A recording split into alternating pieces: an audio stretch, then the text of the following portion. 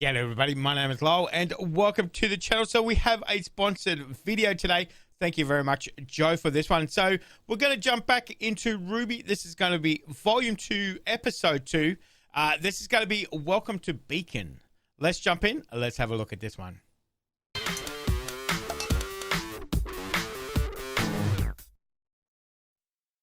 Okay, so last time we met some...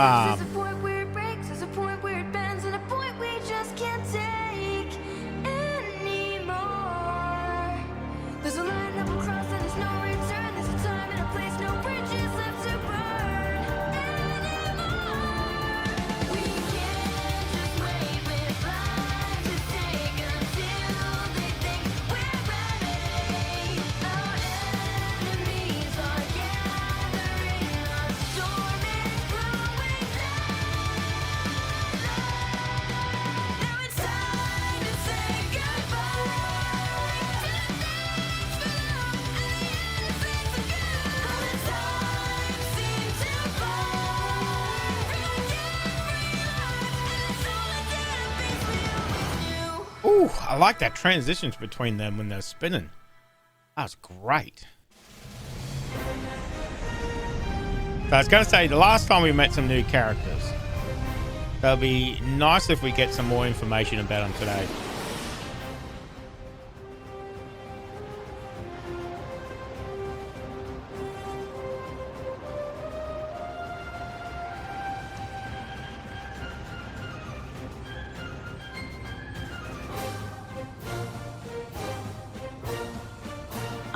Certainly loves bringing his work wherever he travels. Well, running an academy and a military makes him a busy man. But yes, those are a bit of an eyesore. Come in. Ozpin! Hello, General. Please, drop the formalities. It's been too long. And Glinda, it has certainly been too long since we last met. Oh, James. I'll be outside. She's not impressed. Well, she hasn't changed a bit. So, what in the world has brought you all the way down from Atlas? Headmasters don't typically travel with their students for the Vital Festival? Well, you know how much I love Vale this time of year. Besides, with you hosting, I thought this might be a good opportunity for us to catch up. I can certainly appreciate quality time between friends. However, the small fleet outside my window has me somewhat concerned. Well, concern is what brought them here. I understand travel between kingdoms has become increasingly difficult. Oz, you and I both know why I brought those men. We are in a time of peace. Shows of power like this are just going to give off the wrong impression. But if what Crow said is true, then... If what Crow said is true, then we will handle it tactfully. It's the Vital Festival, a time to celebrate unity and peace. So I suggest you not scare people by transporting hundreds of soldiers halfway across the continent. I'm just being cautious. As am I, which is why we will continue to train the best huntsmen and huntresses we can. Believe me, I am. But ask yourself this.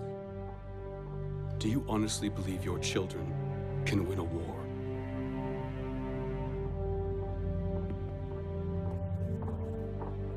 I hope they never have to. That's a good answer.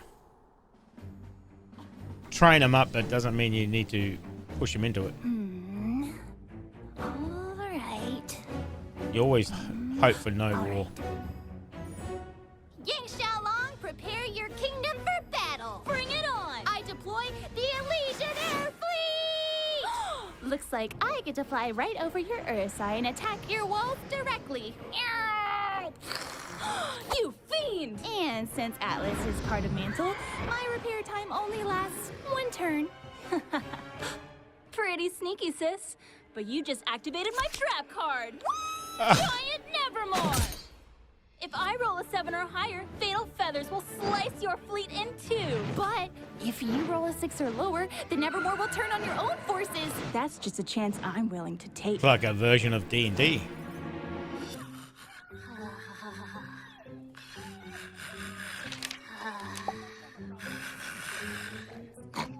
Oh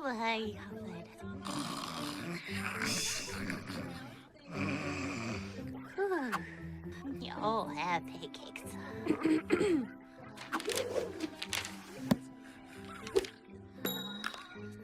No. Well, Weiss, it's your turn. I have absolutely no idea what's going on. Look, it's easy. You're playing as Vacuo, which means all Vacuo-based cards come with a bonus. That sounds dumb. See, you've got Sandstorm, Desert Scavenge, Resourceful Raider. See, now you could take Ruby's discard air fleet and put it in your hand. Okay. And since Vacuo warriors have an endurance boost against natural hazards, you could use Sandstorm to disable my ground forces and simultaneously infiltrate my kingdom. Just know that I will not forget this declaration of war. And that means You're just 3 moves away from conquering Remnant. yes, fear the almighty power of my forces. Cower as they pillage your homes and weep as they take your children from your very arms. Trap card. Huh?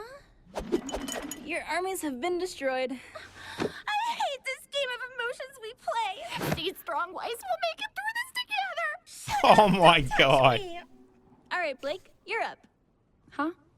Oh, sorry, what am I doing? You're playing as Vale. She's trying to always conquer the kingdoms of distracted. Remnant. Right. Hey, can I play? Sorry, John, we've already got 4 people. Besides, this game requires a certain level of tactical cunning that I seriously doubt you possess. You attacked your own naval fleet 2 turns ago. Bring it on, Ice Queen. I'll have you know that I've been told I'm a natural-born leader. By who? Your mother? And Pyrrha. Hello again. Come on, let me play your hand for a turn. I'm not trusting you with the good citizens of Vacuo. Why not? You've trusted me with way more important stuff before. I mean, you told us all that Blake is secretly a Fun-loving person whom we all admire and respect. Right. Yikes, I must let the Ladies, cat out of the bag. enjoy your battle. Sup, losers? Hey, son. Ruby, Yang, Blake, Ice Queen. Why does everyone keep calling me that? I never got a chance to formally introduce you to my old friend. Aren't libraries for reading? Thank you. Pancakes! Shut up, don't be a nerd. Intellectual, okay? Thank you. I'm Neptune. So Neptune. Neptune, Where are you eh? from? Haven. And I don't Mercury believe as I've well. forgotten your Okay. name, Snow Angel. Maybe getting into some of the I'm gods Weiss. and stuff. Kidding Okay. me? Pleasure to meet you. I never took you as the board game playing type. Right. Well, I think I'm done playing, actually. I'll see you guys later. Women. Brothers of the White Fang, why are you aiding this scum? The White Fang and I are going in on a joint business venture together. That's why she's distracted. Well, this has certainly been an eventful evening. I'm sure that after a night of thwarting attempted robbery, you probably just want to go home and take a nap. But I was hoping that maybe we could have a chance to talk. Of course. Wonderful. As you know, in order to enroll at my academy, students must first pass a rigorous entrance exam. Most applicants spend years of preparation training at one of the many combat schools around the world. You are one of the few who did not. And you passed the exam with flying colors. I was raised outside the kingdoms. If you can't fight, you can't survive. Well, you have most certainly survived, Blake. I admire your drive, and I am proud to run a school that accepts individuals from all walks of life. Rich, poor, human, Faunus.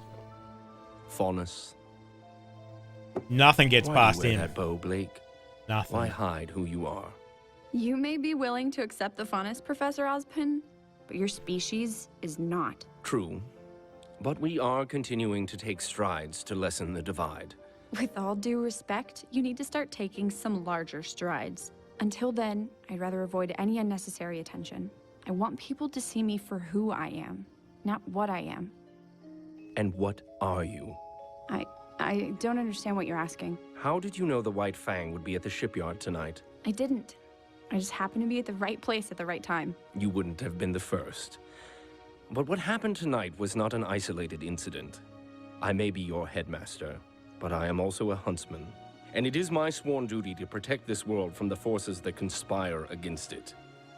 Blake, are you sure there is nothing else you would like to tell me? Ooh. I'm sure. You know something Very else? well. Thank you for your time, Ms. Belladonna. If you ever need to talk to me, please don't hesitate to ask. Ugh, we should have never let him play. You're just mad because the new guy beat you. See, if you had just attacked when I told you, none of this would have happened. Stop. Lately, you've been quiet, antisocial, and moody. Have you met Blake? Which I get is kind of your thing, but you've been doing it more than usual, which, quite frankly, is unacceptable. You made a promise to me, to all of us, that you would let us know if something was wrong. So, Blake Belladonna, what is wrong? What the?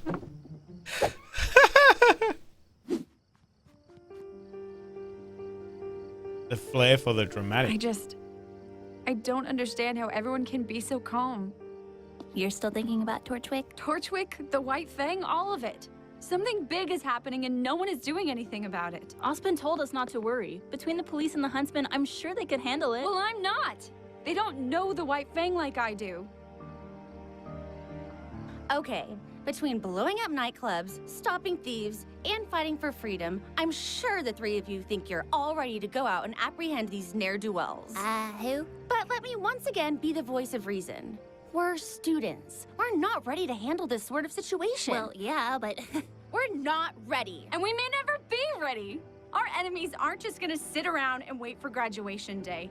They're out there, somewhere, planning their next move, and none of us know what it is, but it's coming. Whether we're ready or not. Okay. All in favor of becoming the youngest hunters to single-handedly bring down a corrupt organization conspiring against the Kingdom of Vale, say aye. Yes! I love it when you're feisty. Well, I suppose it could be fun. None of you said aye. All right, then. We're in this together. Let's hatch a plan. Yeah! I left my board game in the library. We're doomed. I'll be right back. Oh. Oh, God, sorry. Are you okay? I'm fine. Just watch where you're going. Oh, Right, giving me sorry. timbers. I'm Ruby. Are you new? Visiting from Haven, actually. How did they get in? Ooh, you're here for the festival. Oh, but Oh, exchange okay, students they're have meant their to own be dormitory. visiting students. I guess we just got turned around. Don't worry, happens all the time. Your building is just east of here. Thanks. Maybe we'll see you around. Yeah, maybe. Oh, and welcome to Beacon.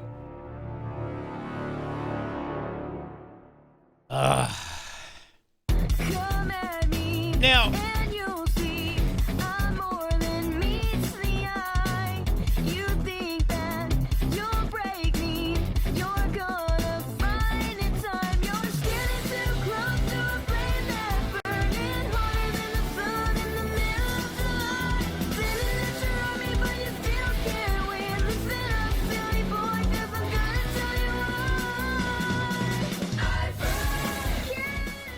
so, another episode. So we actually got the name of the character now. Neptune, obviously.